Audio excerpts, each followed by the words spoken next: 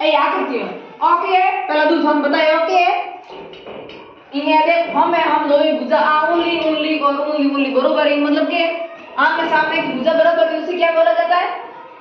आयत ठीक है आयत तीन गुणों में बिन के बिन के तरबूज त्रिभुज ठीक है और एक घोड़ो है के घोड़ो देख इन मोरे के कितनी है देख कितनी को गिनती देखो तो ना गिनता तो बताइए कि गिनना ही करना हो कितनी है 1 2 3 4 5 और 6 इन कितनी हुई है 6 एंड ओके